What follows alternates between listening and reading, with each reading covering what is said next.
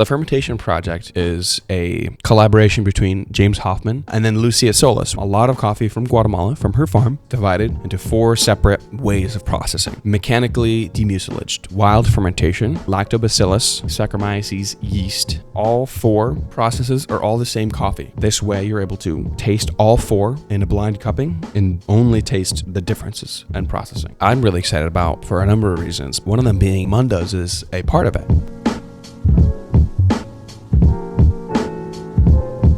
21 Pilots live album, Spider-Man Brand New Day, and Avatar Aang movie. All within the last I haven't experienced any of those yet. That's crazy, Yeah. Jack. I was going to ask, I assume that you'd listen to the live album. I listened to the first couple of songs while I was doing some dishes at work, and I wasn't able to experience it fully. It's experiential. So I had to turn it off, and I put it on the normal album. So interesting. It's just like, you gotta listen. There's a lot of like minute details in there. You're filtering out the crowd and all of that. You gotta close your eyes and put yourself in his shoes. Right there in Mexico. Mexico? Yeah. You haven't seen Spider-Man Brand New Day? No, I have not. That's probably one of the first things on my list to go experience before it's out of theaters. It's in IMAX now. It is? It is, because well, then a good thing I haven't seen it then.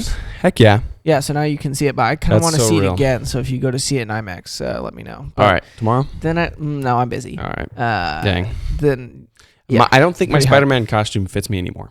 Thank goodness. There's also like a nosebleed in the mask that I just never cleaned. I should throw the thing away because it's. I want to stop talking about that. That's kind of gross. Now that I think about it, I'm gonna go upstairs with a hazmat suit later. So. What is it? It's the Bully Maguire one, right? It is. It's the black suit. It's weird the effect that suit has on you when you wear it. It really does. You're like, it's a cheesy suit, but you put the suit on, you put the mask on, you become a whole new man. A better man? No. A stronger man? Yes.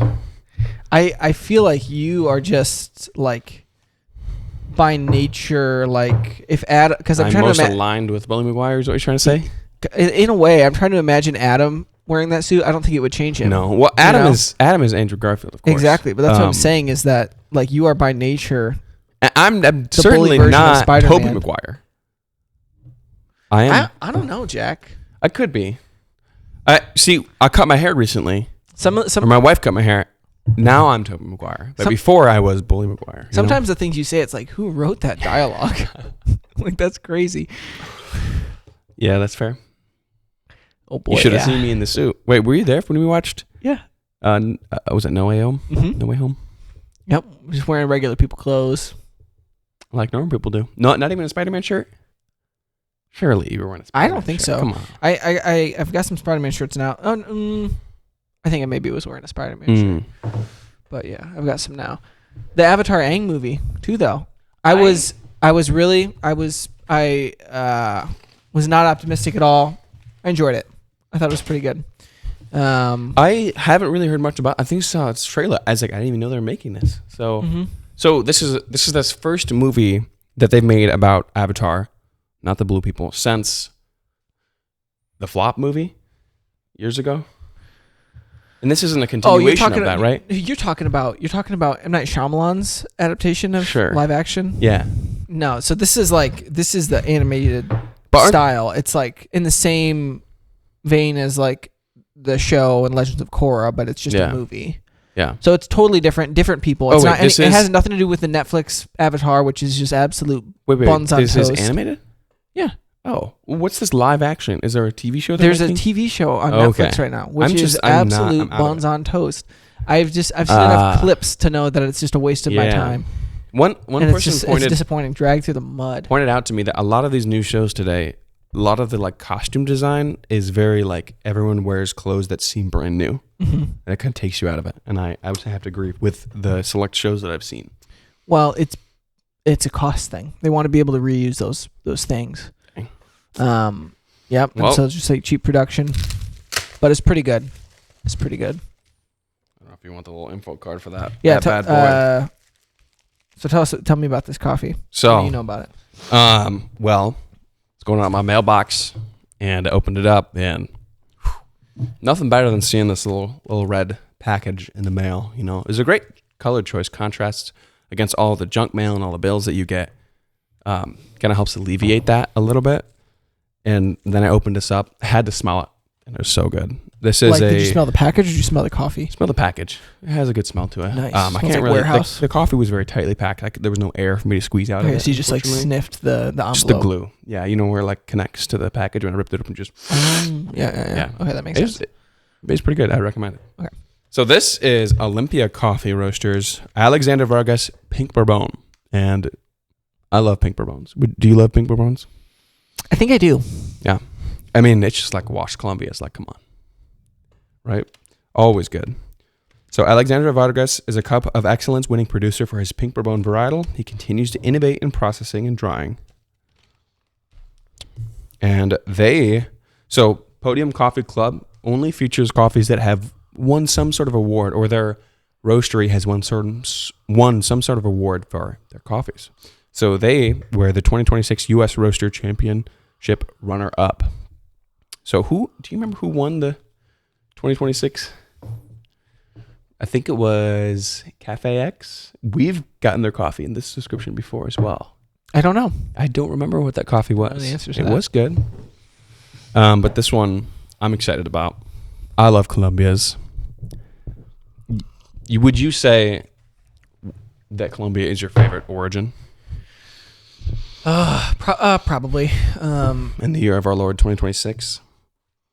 Yeah. Because it could change, you know? It could change. Colombia's quality could just drop off, you know? Well, I just think that I from Colombia, I've had some of my favorite coffees, and I've seen the most range too. Yeah. There's just a lot of different kinds of coffee that are coming out of Colombia, both very high quality and not to say not high quality, but also just mellow, good coffees. You know, like I feel like they're kind of doing both. And so I feel like consistently I've enjoyed. Yeah, that's great. I like, coffees. they do have incredible range. Like there are a few countries, I'd say like Kenya, you typically strictly like washed, and it tastes like a Kenya, and they're great. But Colombia, you get washed, you get natural, you get honey, you get chill, you get funky, you get clean. Like I would say Colombia or Ethiopia. I haven't decided yet. Those two countries, one of those two countries would be my like desert island country origin of like you can only have coffees from this origin for the rest of your life. I think Ethiopians are good.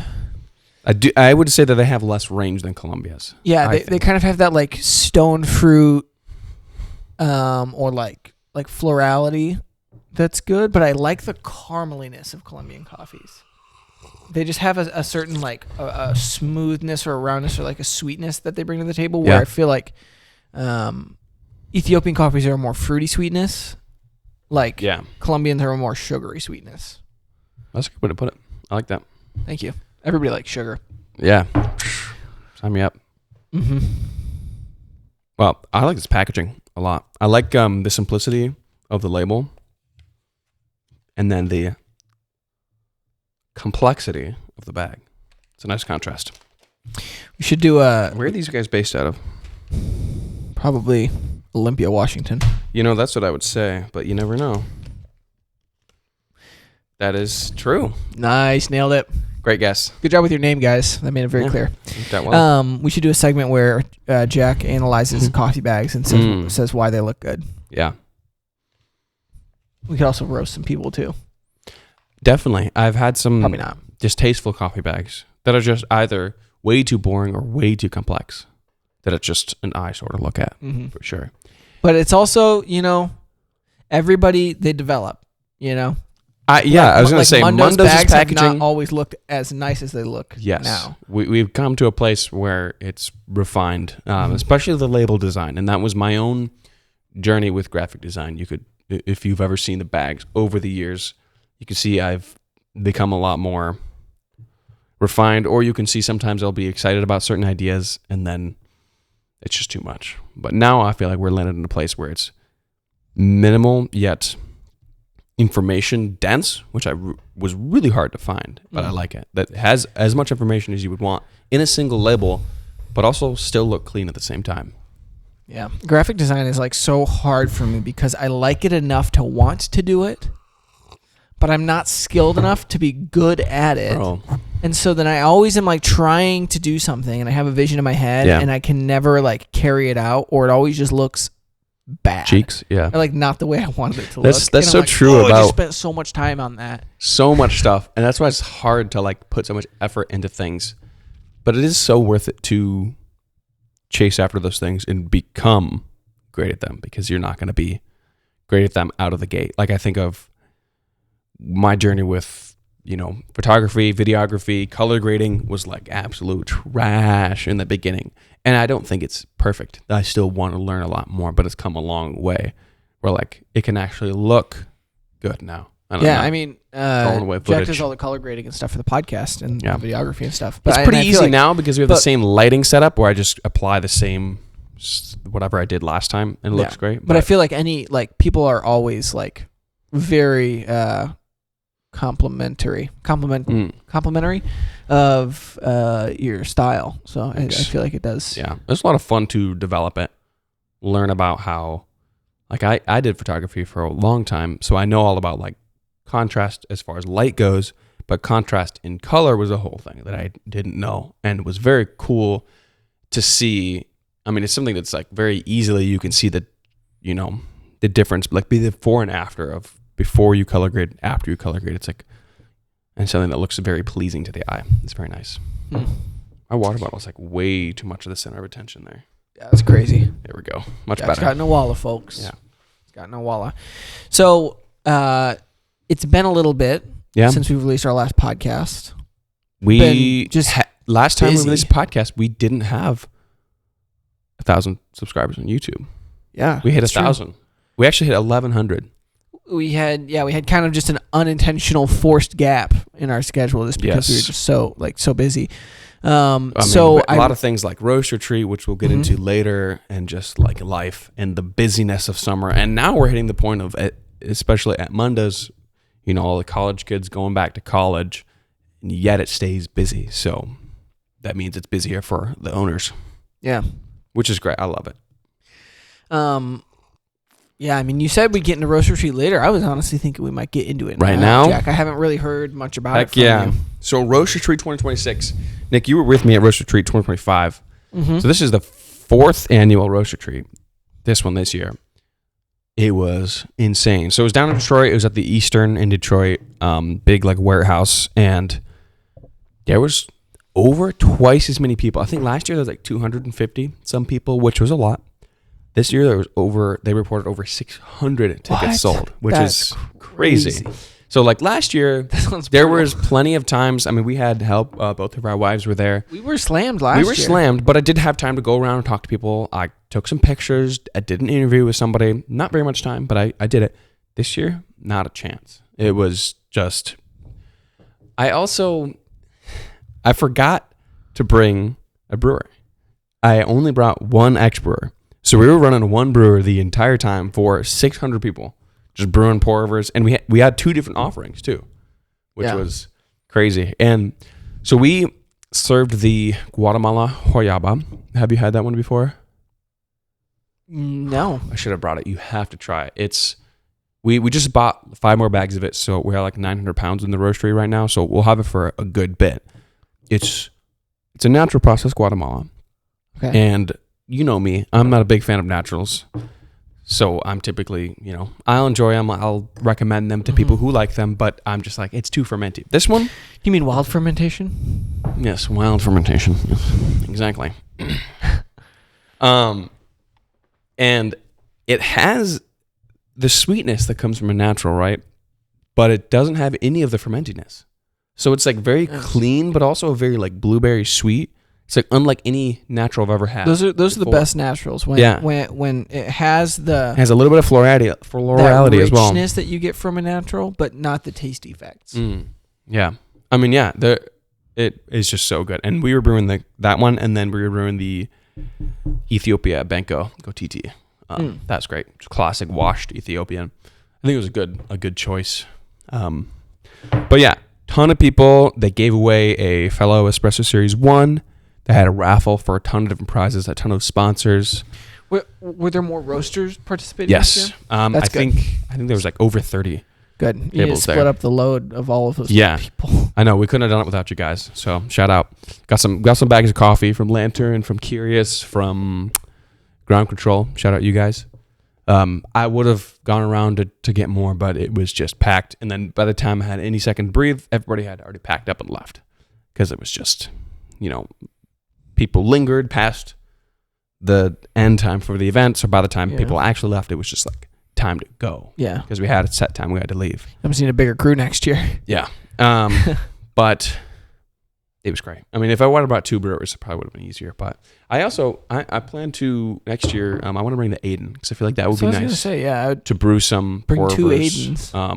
just to like be able to talk to people more and not have to, if you're not constantly making a pour-over, you're behind. And then it's hard to concentrate on making a pour-over and talk to people at the same time. It's possible. And I love pour-overs. I love the optics of them, but like realistically with you can't have a ton of crew out there. For one, there's no room, and also you can't, with an event like that, there's not a lot of money to be made at the event. It's more just like a gathering. Mm-hmm. So like you have to keep your costs a bunch of people to a minimum. Yeah. Yep. But it was great. Beautiful venue, and actually a guy I know won the Series 1. His name's Joshua. I don't remember his last name, but we've connected over social media. So if you're watching this, hope you're enjoying that Series 1. They had Ghost Town Draws was our local artist who painted like a mural on the machine as well on the body. Oh, that's cool. Really fire. So like a custom 1-of-1 Series 1. That's pretty cool. Yeah. He was like painting it while the event was going on. Oh, really? Just walking by, taking pictures and all that. And then a DJ this year, and I guess he did have last year, but being indoor, it was a lot more effective. Like you could actually hear the music; it was pumping. So nice. Shout out to the DJ. Yeah, this is a great time. I had a coffee mocktail from Ground Control, and it was really good. Yeah, I went up to their table, I think, before they had brewed up coffee, but he had that ready for me, and it was like he used batch espresso in it.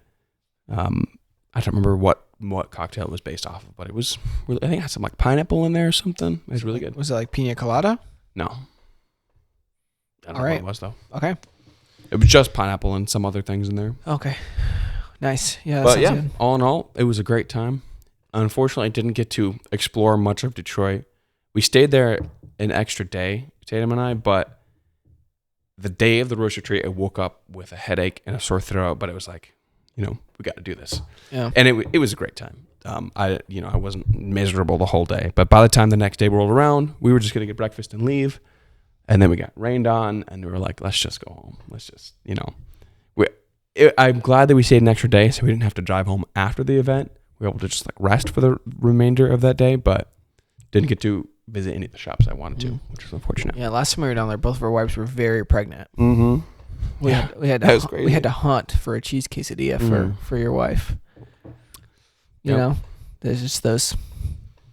Also stopped by we stopped by the new Madcap location in Ferndale. Nice. Which, funnily enough, we were just trying to find a place to park, and we parked, and I didn't even notice it. We looked out the window, and there was the Airbnb that we stayed at for the roast retreat. It was right. We parked right on the road, and I was like, "What the heck?" And the new Madcap was just right around the corner. Oh, it's right there. Yeah, it's right there. It's with like 2 minutes walk. Nice. So right, it's just like you walk to the main street. It's right there. Raise property value. Yeah. They were doing some renovations on the house, so nice. There's like stuff on the porch. Huh. I honestly I didn't even know that there was a new Madcap in Ferndale. How long has that been there?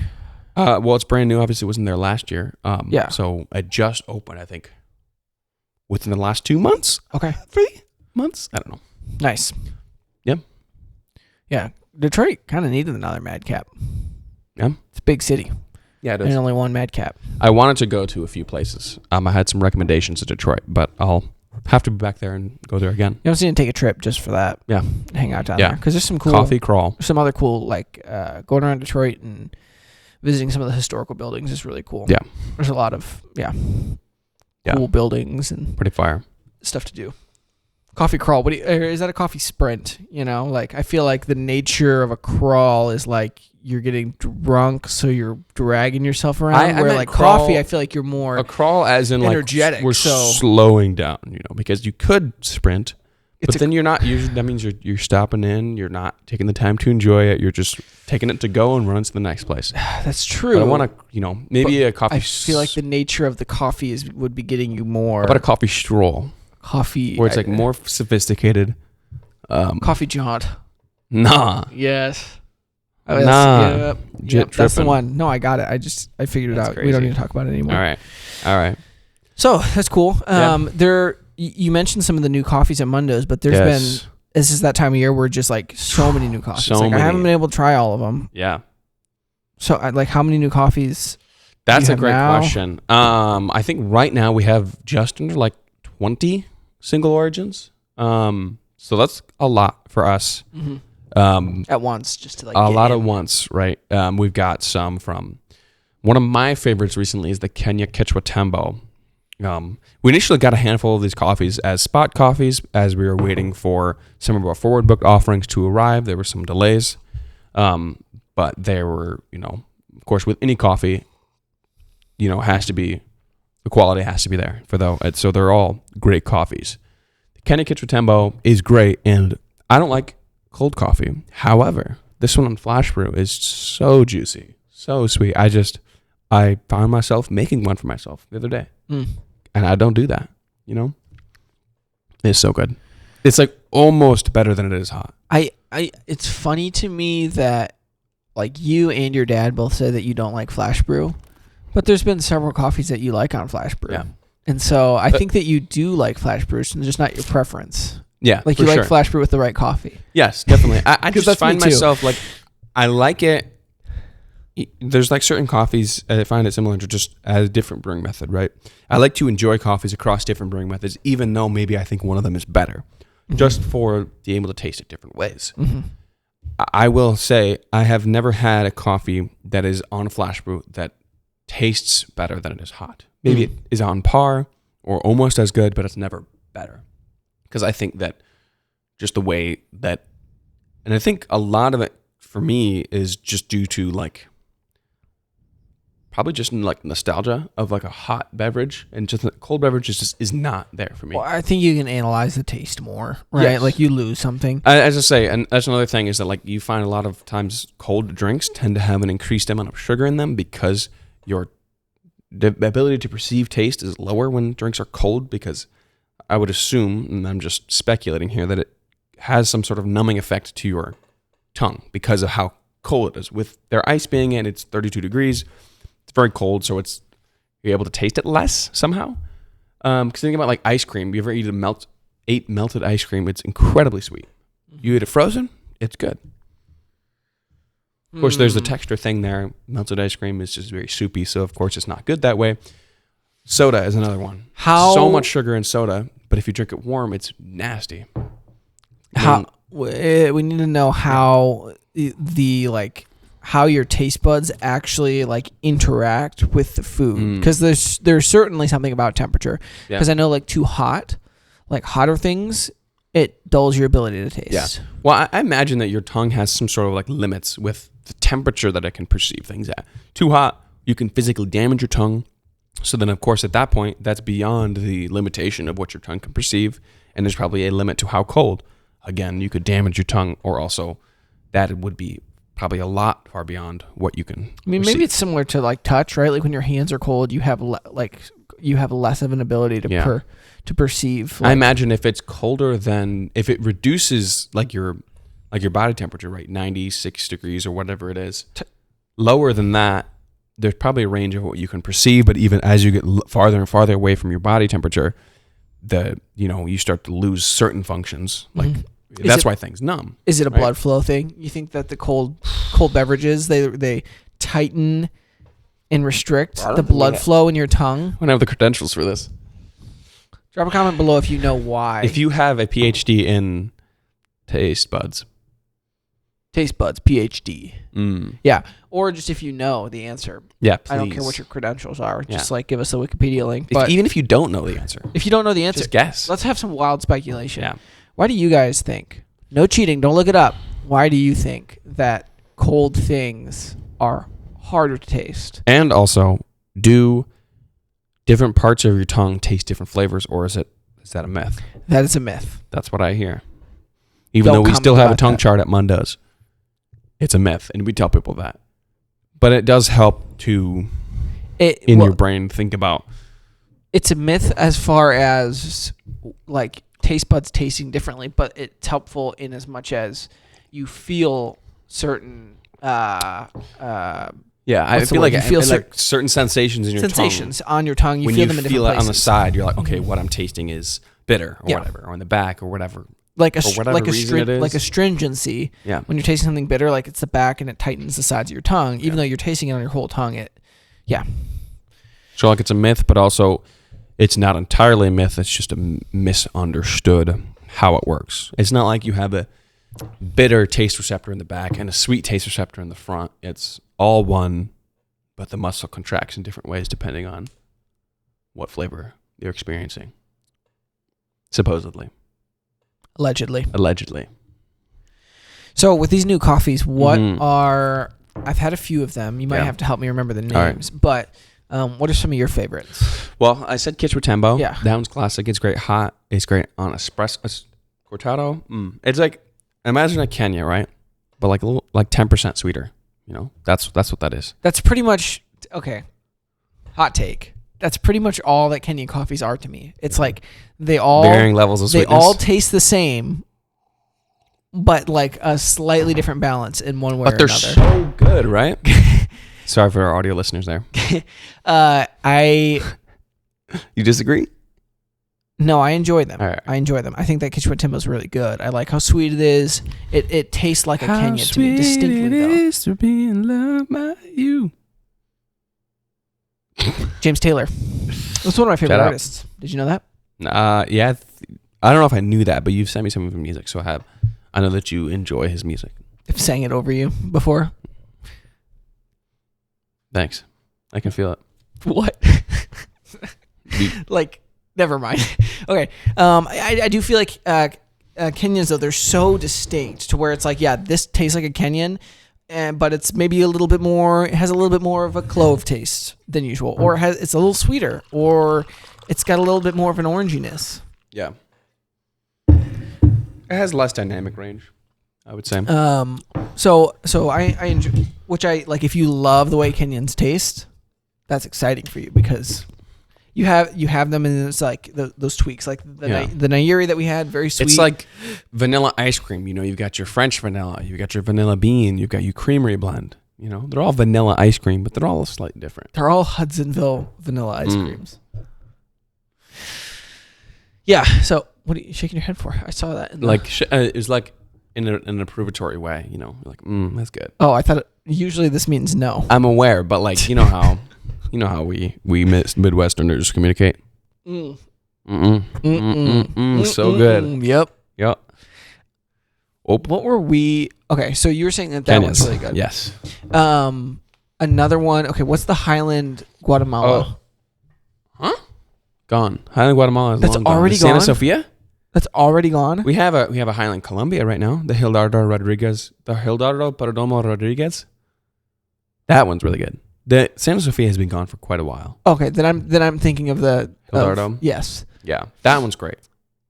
Wash Colombia. Very light, delicate, juicy, kind of like white tea, like almost in some ways. Yeah. Is jasmine a tasting note? That I don't know. Here, let me pull up my app. Jack's been working on some apps. Oh no! No. On my second display. Jack, don't even try looking at it. Drag it back down. No. Our audio and video listeners have no idea what's going on. All right. Video listeners. Nice. There we go. Flavor notes. We're looking at mango, pomegranate, and citrus. All right. So is jasmine a tasting note on that Guatemala maybe? I'm going to have to search it up. It's in our archive now. What's going on? I can't. How long ago?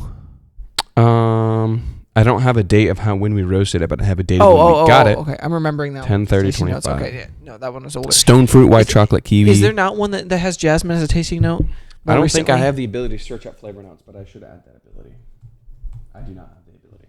Whoever Rip.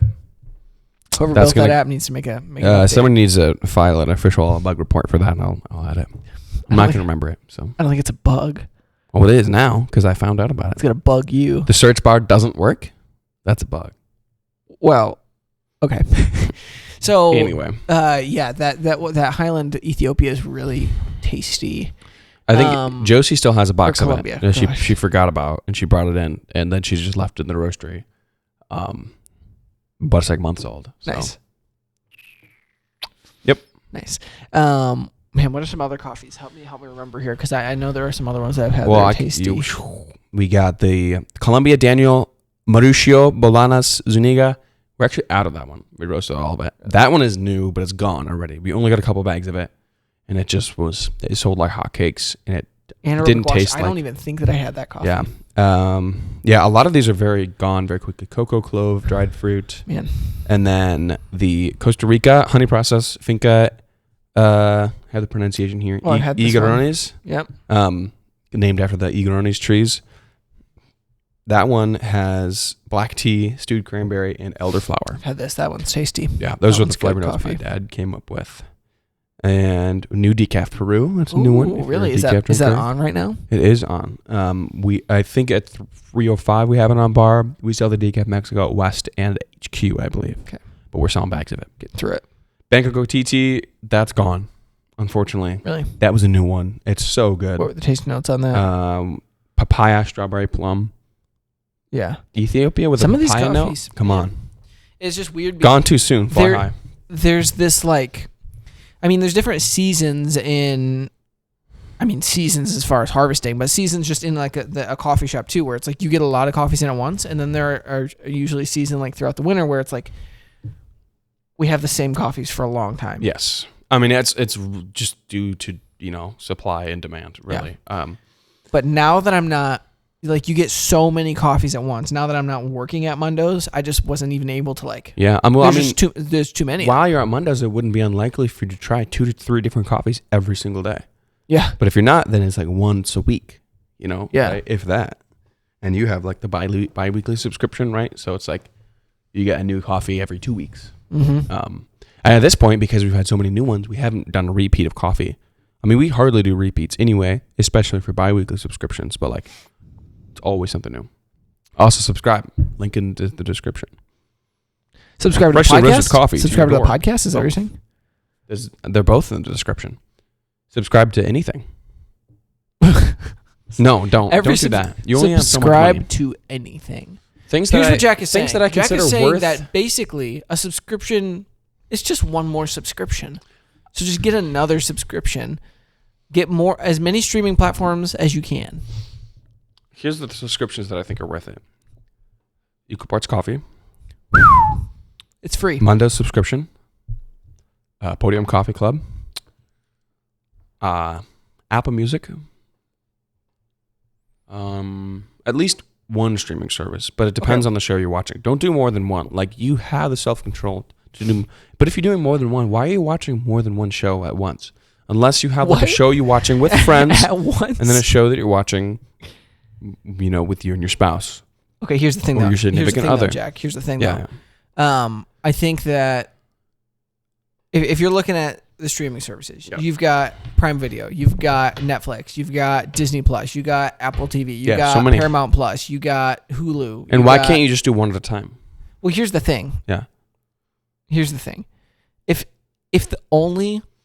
I don't think there's this person in the world that only has Paramount Plus. That would be absolutely nuts. I did for a while. The way that I typically consume content is there's something I want to watch, so I subscribe to that service and I watch that singular show. And then when I'm done, I cancel. And then I move on to a different one. So I'm not bound by one streaming. I'm never going to be on a streaming platform trying to find what Jack's to search. Never getting chained down. As a kid, we were searching. We would just scrolling Netflix. So you just have to find something to watch. I hated that. And now there's nothing good on Netflix unless there's something specific that you want to watch. Exactly. So I think currently we have Hulu. We don't have Hulu. We're just watching How I Met Your Mother. That's the only reason we have it. and that's really the only show we're watching. Have you watched that before? Have I watched it before? Mhm. No. I'm also not one to rewatch a TV show. Definitely not a TV. Some movies occasionally, but definitely not a TV What show. about Avatar: The Definitely Last not a Airbender? sitcom. What? What about Avatar: The Last Airbender? I do want to rewatch that, but that's like It's an exception. that's like a. It's one of the greatest stories ever told. A piece of culture. It's not really a show. It's more so It's a piece transcendent. of art. Yeah. An experience to be had, and especially as I, have a kid and want to have more kids, it has to be something that I can, frequently make There is something references to the show and also show my kids. Yeah. You want your kids walking around saying "Flamey-o." Mm-hmm. Hodman? I need to rewatch it because I didn't get any of those you just said. Really? Yeah, it's been way too long since I've seen it. Season People 3? make references all the time. I watched it when I was like 9, and that was That's the last I watched time? it. Yeah, Wow. I know. I need to rewatch it. Jack, that's So nuts. where do you watch that these days?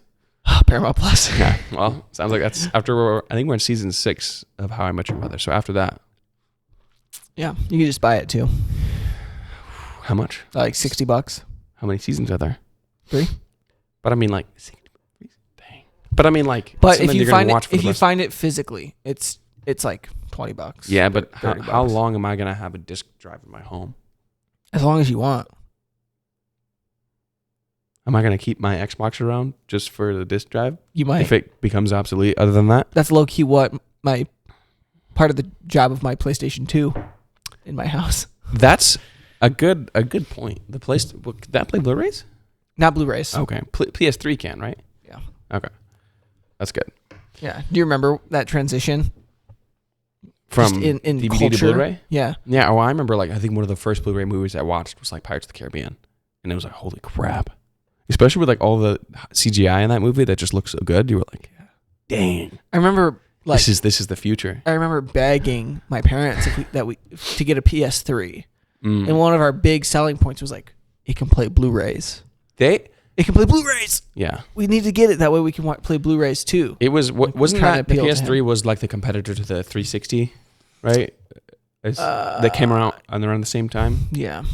But like it was unfortunate that the 360 was as good as it was, so the PS3 didn't perform as well. But like the PS3 really was great, like a great multimedia device. Plus, also had some great games. Supposedly, I've never had a PlayStation in my life. I don't know. The PS3 did perform pretty well, but it's not nearly as iconic as the 2 or the 4. I feel like it got overshadowed by the 360. Yeah, the 360 was like I feel like the 360 was everybody had Xbox's strongest console. Oh, for sure. Like best they haven't recovered. Yeah. And even so, the 360 is plagued by needing to stick a butter knife in the disc drive so that I can. Yeah, but that was re-disc. just part of it, Yeah. Like But I want to PS2 play Halo Reach instead of Minecraft. I go, Yeah, my PS2 still just is humming along like the day it was made. I mean, Japanese engineering, Yeah. It's probably pretty loud, huh? I remember the 360 near the end of life. It just sounds like an old computer. So loud. It's It not too loud. interfered with gaming sometimes, just with how loud it was. You're like, I can't even play it anymore because it's so loud. Like I can't hear the Minecraft music. But anyway. What? Okay, wait. Remind us what we were talking about, guys. There was new something. coffees. We were looking at How new did that- coffees. It's something about I think things being like new things and then things being gone, and then we somehow transitioned to TV streaming subscriptions, streaming services, Avatar, yes, DVD, yes. Blu-ray. Wow, that's a main rabbit hole. That's crazy. I should add Why did you guys let us do that? Well, what I should You do guys is have I to should interrupt us next time. add a chapter or add like a where you can just skip ahead this and like just call it a rabbit hole. You can just skip the whole thing. It'd be nice want. if on YouTube chapters, you could have it be like the MCU timelines, where you could actually have like visually show the rabbit trails. I mean, And so you could choose a rabbit trail to follow that we're talking about, or you could No. just stay on the main timeline. I think YouTube will show you how much, with the percentage of people who watched it, which people watched what part. So if you see that dip, that's a rabbit trail because everyone left and they skipped to the next section. So That's fair. I feel like that was all valuable stuff. if though. you did that, welcome back. We're still talking about coffee. We still never talking went about on the coffee. rabbit trail. So I can never even happen. Habtamu Fakadu is another new one that we have. You're going to have to say that again to me. Habtamu Fakadu from Ethiopia. It's a wash process. We got that from Crop to Cup. Shout out Crop to Cup. Some of the best coffees I've ever had are from Crop to Cup. What are the tasting notes on that? That one is stewed peaches, lemongrass, and coriander. It's a little bit more savory. It's like less of a traditional Ethiopian. That one's good. Yeah, it is. That one's really good. We have a natural Hoptown Mufakado coming soon. Yeah. That sample is due to arrive any day now. So sample roasting that. We just got to get that approved and get it shipped to us. K-On Mountain just made its return this week. People are going to go crazy. Yeah. Got 1,000 pounds of that boy. So it's different. So I tasted it, and because we typically will get we'll book a coffee sassanans, meaning we have to approve the sample in order for it to get shipped to us. And if we don't like it, if it's not up to our standards, we can reject it. But we at least have it booked. Yeah. And this one, we tasted it, and it was very, very different than the original K-On Mountain we had, but it was just so good that we had to get it. So it's a little more like it's weird. It almost has like an olive oil body to it. I've been telling people. I can't decide if that sounds good or unpleasant. It is good. It's like, I'm sure it is. It's like silky. It's just in like, that way. Yeah. Chocolate covered cherries, raspberry, and green tea. So the last time we had it had flavor notes. We gave it Wait, flavor this notes. is the K-On Mountain? This is. Last time it was blueberry, cocoa, and plum or whatever. It's very like fruity. This one's just more. It has that more like really that chocolate covered cherries is, I think, a great way to describe the flavor of it, where it's sweet, but then you get that burst of acidity. It's really pleasant. Hoyaba, that one's great. That's blueberry chocolate floral. That's that like, I feel like that one tastes more like the K-On Mountain than the K-On Mountain does, you know? Sure. So like when we tasted the sample, it was surprising that it was different, but I think as far as like the coffees that we've had and the coffees that we need in our lineup, it fit perfectly. Even though it wasn't the K-On Mountain, the Hoyaba really is kind of that profile of coffee. It is delicious. And some more fermenty. We're getting the Manos Juntas back as well. Natural Colombian. Oh, yeah. Whenever that arrives. Quechotemba is almost gone. We have a Nairi from Kenya right now. That one's almost gone. We got the Mexico Quisaya back. That's pretty good. Wait. Even better this time. It's not the Fabian, but like... Yeah. Okay, I was trying to remember. Kenyan. Just Quisaya. It's like a classic... Yeah, Quisaya was good. Classic Mexico. You ever going to get the Fabian back? Can't find it. Can't find it. No, I believe we got it from Crop the Cup and haven't been able to find it. Talk to the importer there, and it's like... I think it's just they can't get a hold of his coffee anymore or something like that. I don't know if he now direct trades with some other roaster or not. But just, fell right through our grasp. Yeah. Should have been direct trade with you. I know, right? Supply line straight from somebody got to give me his phone number. Give me Fabian Quechano's phone number. I will go to Mexico and personally get his coffee. It was that good. So if you're watching this, Fabian, please. Yeah, that's probably like one of Dan's top coffees ever. Yeah. And he doesn't really like Mexican coffees because they're typically a little more, sometimes more earthy, more mellow, less eventful. Still delicious, but like. Yeah, it just depends. But like that's typically what comes out of Mexico. Not to say that great coffee can't be made in Mexico. It's just not as common. Yeah, I mean, it's Mexico is kind of known for those coffees and people buy coffees because of that. Yeah. But this one was very different in a great way. Yeah, it was good. Yeah. Very kind of like honey. So those are the new coffees that we have right now. We've got some more forward budget coming, and we've got more exciting projects as well. Projects? Coffee project, meaning a good segue into the fermentation project. Fermentation project. So you guys remember, it was one of our early episodes. Episode 2. Was it episode 2? It was episode 2. Episode 2, we talked about the decaf project, which was a project that James Hoffman put together where he got all of the same coffee from a farm. Shout out Jimmy. Yep. Shout out Jim. He got coffee from the same farm and he put it through multiple different decaffeination methods, sold it to roasters around the world, and the roasters sold it to people, and then they did live cupping together to actually be able to, for the first time on this scale, be able to taste the distinct differences that each decaffeination method had on the coffee itself. And it was very eye-opening. Yeah, it's great. I mean, simply, I think because of that is why Mundos now has ethyl acetate processed decafs. Mm-hmm.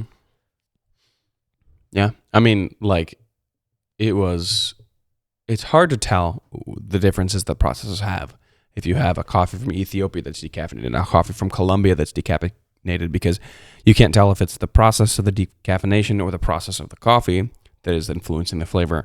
So being able to taste the exact same lot of coffee, that the only difference is that they were decaffeinated in different plants or different ways, kind of like, of course, highlights the difference. Just like that's really the only thing. And I think there was a little more clarity added to what these processes actually are. Like, what actually is ethyl acetate? What is Swiss water? What makes it special? Which one preserves more flavor? Which one is safer? Yeah. Is ethyl acetate as scary as it sounds? Yes. No, it's not. It's not dangerous. But that is the thing. You have to think about that as well, because Swiss water, everyone knows Swiss water, and it also is it's literally called Swiss water, so it doesn't sound dangerous at all, right? It just sounds like a decaf process. Yeah. Ethyl acetate, no matter how safe it is, still sounds dangerous, Yeah. So we actually currently have a Swiss water process. And the last two coffees we've had, I believe, were Swiss water. Or mountain water process. Have had. We have had it and are definitely willing to before never have. did. Yeah. But yeah, really tasting those side by side, it was because we got a sample of undecaffeinated coffee. So we got to taste the coffee as it is. That's right. We got to taste the coffee, Swiss water, CO2 process, and ethyl acetate. It was really eye-opening. We blind tasted them. Yeah. It was eye-opening to see like what the decaffeination process actually does to the coffee itself, regardless of however it's processed, because it always does something. It's never going to be the exact same, but there are varying levels of differences, and it wasn't just like one had more flavor than the other, but one preserved a specific part of the coffee better, like more acidity, more sweetness, more body. Very interesting. Yeah. So that was super cool. Like, it was so super fun to participate in that and be able to taste those. Yeah. And so that leads into the Fermentation Project. So, Jeff, do you want to say a little bit about that? So the Fermentation Project, I'm really excited about for a number of reasons, but one of them being is that Mundos is a part of it. So we have purchased coffee, so we will be selling this coffee. So the Fermentation Project is a collaboration between James Hoffman, that's, famous YouTuber, coffee world barista champion, and I think it was 2007. Anyway, and then Lucia Solis, which she grows coffee in Guatemala. She's a, fermentation expert or fermentation specialist, one of those terms. Yeah, fermentation consultant, I believe is her official title. All about it. But she also has a coffee farm in Guatemala, and she was a former winemaker, so she knows a lot about fermentation and how fermentation affects flavors and, which fermentations to use to bring out certain things. So what the Fermentation Project is a lot of coffee from Guatemala, from her farm, that she has divided into 4 separate ways of processing. So number 1 is mechanically demucilaged, which is a traditional wash process. Another one is the wild fermentation, which is a natural process, or traditionally what a natural process would be. And the reason they call it wild fermentation is because the natural process, typically the farmer has no idea, or the producer has no idea what is going on with this coffee. They know that the coffee cherry is breaking down on that seed and it is fermenting, but they really have no control over how it's fermenting because of different, the size of the coffee cherry controls how much sugar is in that coffee cherry. So the more sugar you have, the higher the fermentation rate. So there's no control, and any sort of outside but any sort of outside variable, temperature, air, wind, could change the fermentation. So not really a lot of control in there, but that's how natural process has always been. Mm-hmm. But that's why it's called wild. It's because they call it wild. They're differentiating and showing that because they're highlighting specifically the kind of fermentation, rather than just saying natural, they're saying wild because they're saying this is actually just kind of an uncontrolled fermentation. Yep. It's just happening how it happens. I mean, I think the reason why, I'll talk about the other 2 processes here in a moment, but the reason why this was kind of started was because with the explosion of co-ferments and infused and inoculated coffees, there's a lot of confusion going around with labeling coffees and what means what is anaerobic, what is natural, what is washed. What is a co-ferment? What is a co-ferment? And also, who is controlling what you can call a coffee? Is there any sort of regulation? And there's not. There is no regulation. You can call it whatever you want. You can call it washed when it's a natural. You can call it natural when it's washed. You're not going to get in trouble for that.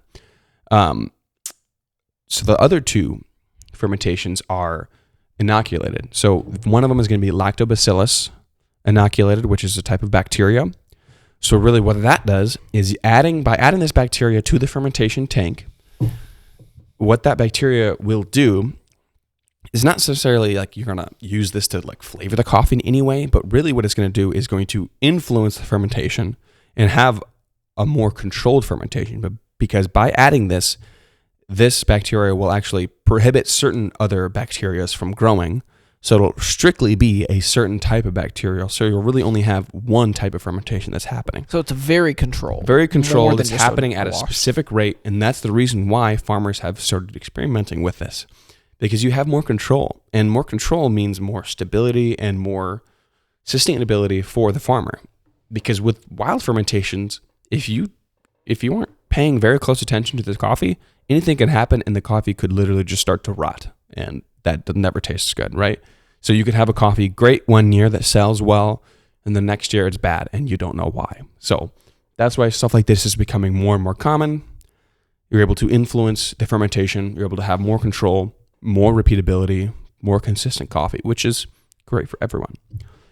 Other fermentation is a Saccharomyces yeast fermentation. Same thing, they'll inoculate it with this yeast, and that has a very similar effect where it'll only allow certain yeast and bacteria strains in this tank and have a controlled fermentation that way. So all four processes are all the same coffee. So they're literally farmed, they're picked at the same time, and they're separated into 4 lots, and then they are processed differently.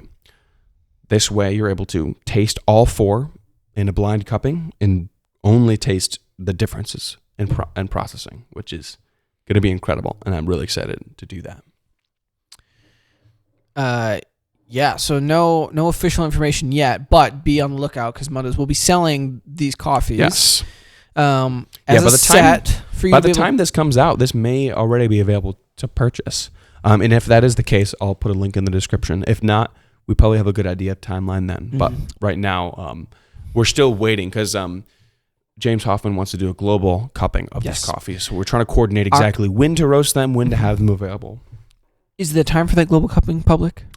Yes. I don't know, but it's sometime in October. I know that. Yeah.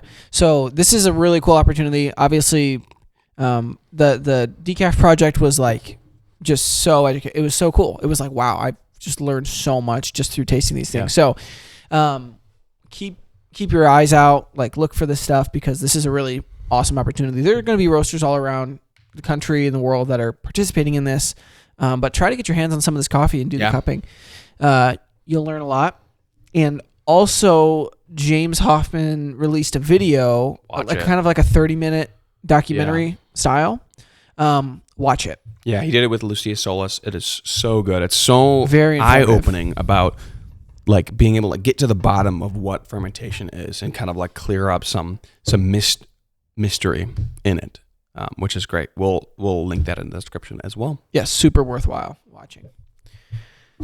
But yeah, we'll be selling that as a box set so you can buy all 4, taste them at home, or we plan to have a cupping at Mundos with this coffee, like a ticketed event, purchase a ticket, come in, taste it, and we'll go through and explain the processes. That's going to be a lot of fun. So I hope to see a bunch of people there. We'll probably have multiple classes or cuppings for that, but more details will come soon. So check out the Mundos website for more info on that. Yeah, that's awesome. I'm really looking forward to being able to try those. Yeah, it's not often that you get to like be a roaster gets to be part of like a global like coffee event. Rather, maybe of course you can have coffee from a producer that other roasters have from, but I feel like this is different in the way where like somebody as unifying as James Hoffman will like he's moving the pieces together to make this possible, which is really cool. Yeah. Yeah, really cool. I'm excited to taste these coffees. They've already arrived in the roastery, so now we're just putting the plan together and making it work. Yep, waiting to align with James. But pretty James's soon here big we'll plan. be. I'll get a sample roast of each of these, and we'll taste them with the team beforehand, so we can equip everyone with the knowledge they need. Because this is really cool. Yeah, I'm excited to see how, because there is an aspect too of like, so these are going to roasteries around the world. Yes. So every roaster is going to roast these differently. Yeah. I think like the coffees that we had for the Decaf project, I think that Mundos would have roasted them differently than how we had them. Yep. It was still very educational, but I'm excited to see how Mundos handles these coffees specifically. Shout out Josie. Are you ready? Are you ready, Josie? I'm not.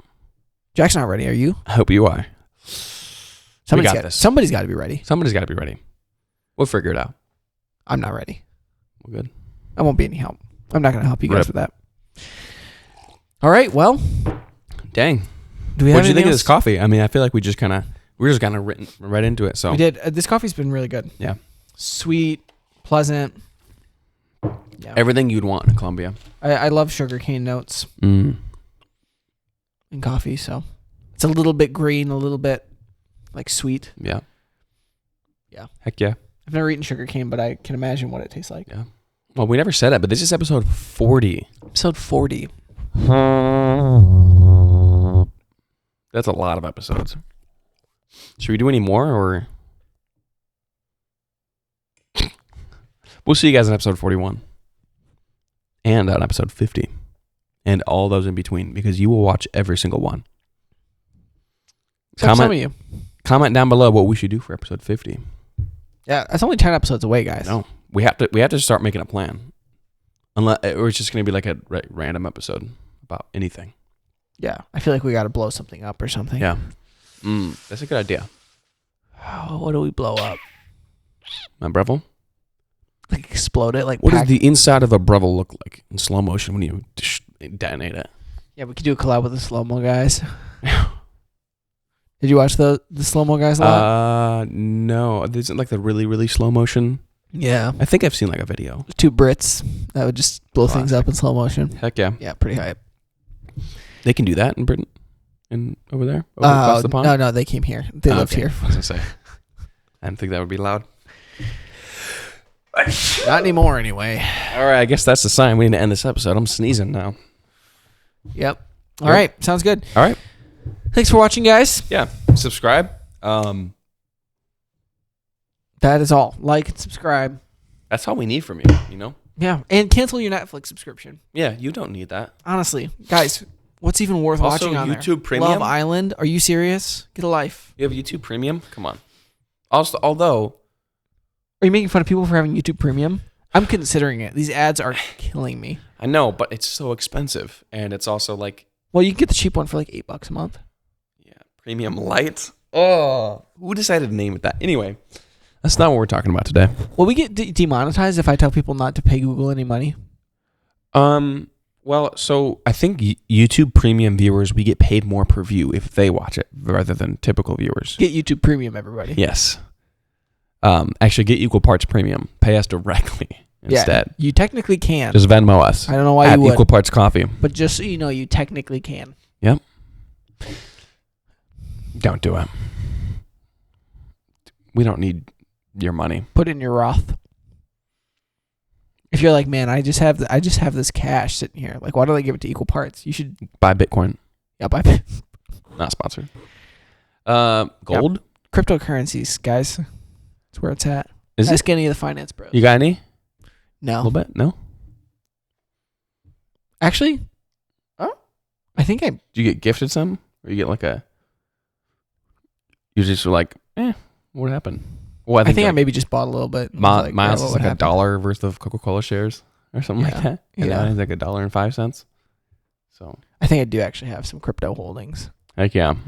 I don't pay that much attention to that stuff though. Yeah. Just I hold it loosely, you know. As you should. It's all temporary. All right, we will see you. Can't take the stock market with you guys. Episode 42. 41. 41. This was episode 40. Don't get confused. The next one was 41. Yeah. XLI. XLI. We'll see you guys next time. Equal parts out.